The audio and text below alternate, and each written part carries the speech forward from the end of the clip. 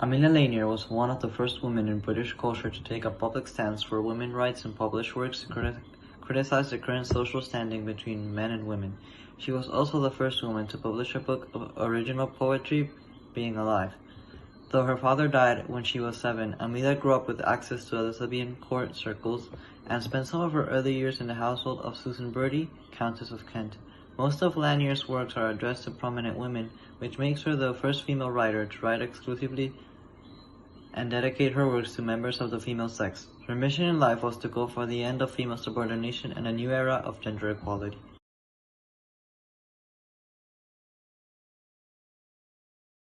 In the 17th century, women were considered second-class citizens, and sadly, they were subjects to male figures from the second they were born up to their deaths. Society obligated women to follow these appropriate guidelines or code of conduct that dictated all aspects of their lives, from their family, their personality, their political and religious beliefs, their dress, among other things. Men believed that the solemn vocation of women was to tend the household and the kids and also serve them. Although they were discouraged and had almost no liberty at all, many women were defiant enough to make public their personal views and beliefs through personal writings. Amelia was one of the fearless women that risked her life and challenged these societal norms and prejudices.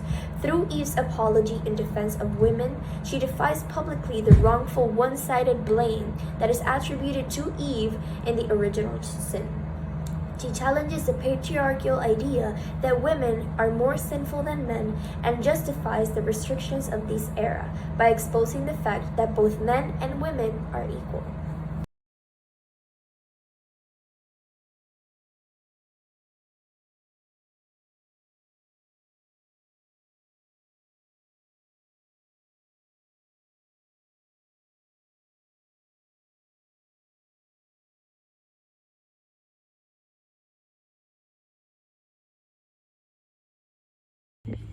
Here are some of the literary devices and style present in Eve's apology in defense of women.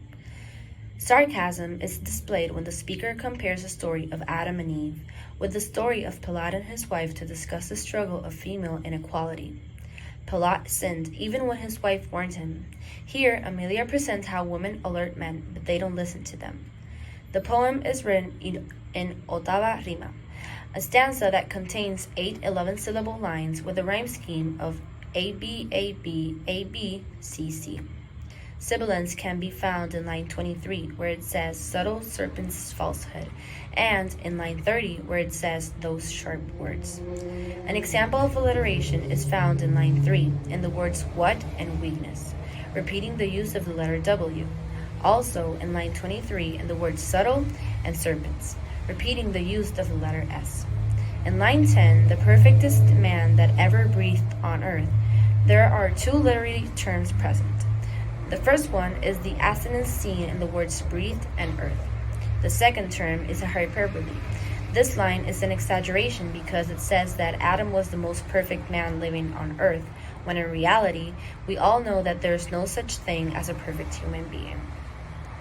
A simile is found in the last 2 lines where it says, "Yet men will boast of knowledge, which he took from Eve's fair hand as from a learned book." This sentence explains how men have excessive pride over their knowledge, when in reality, they learn from women. It is a simile because it compares Eve's hand and the Bible. Personification can be found in line 3. What weakness offered, strength might have refused. Both weakness and strength, which are abstract concepts, are being given the human attributes of offering and refusing. In the beginning of the second stanza, imagery is present. Who being framed by God's eternal hand, the perfectest man that ever breathed on earth, uses a very descriptive language, which helps the reader visualize the creation of the perfect man created by God. As mentioned before, the author says in the poem that men's knowledge is acquired by women. However, women are seen as inferior to men, making Emily's statement ironic. In other words, men learn from women, which are seen as lesser than men. Overall, Eve's apology in defense of women is an allusion to the book of Genesis found in the Bible. The reader can easily point out the relationship between these 2 readings, since it presents the story of Adam and Eve and the forbidden fruit.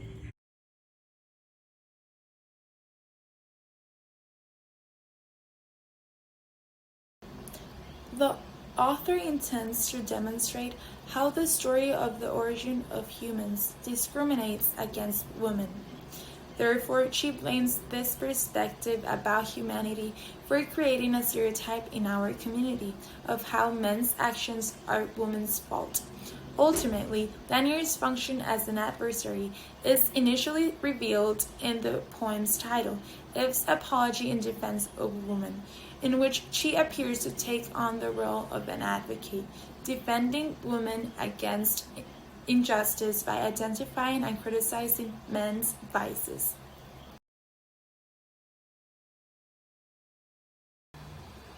The poem refers to Pilate, a man who murdered God's son. However, in the story of Eve and Adam, they want to portray men as free of sin and women as the reason why they sin.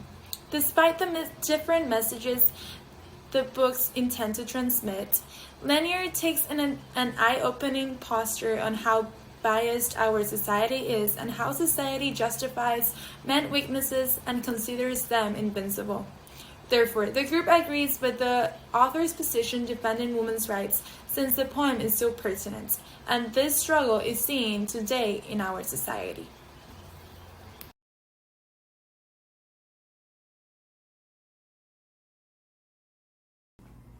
For the social commentary, we can see how Lanier defies traditional concepts of a story crucial to our knowledge of mankind and societal structures, highlighting the importance of gender equality while engaging in a literary form from which women had traditionally been excluded. Lanier is effective in establishing Adam's role in original sin and therefore undermining the gender hierarchy basis. In her poem, Lanier is forced to plead to the patriarchy for women's equality as the power imbalance of Renaissance society still exists. Despite revealing the falsity of the notions behind her gender inequality in her arguments of Adam's significant role in the fall of man, she is still called upon to do so. Despite the discourse Lanier anticipated this poem would generate, there is little social and political growth in the status of women in the age.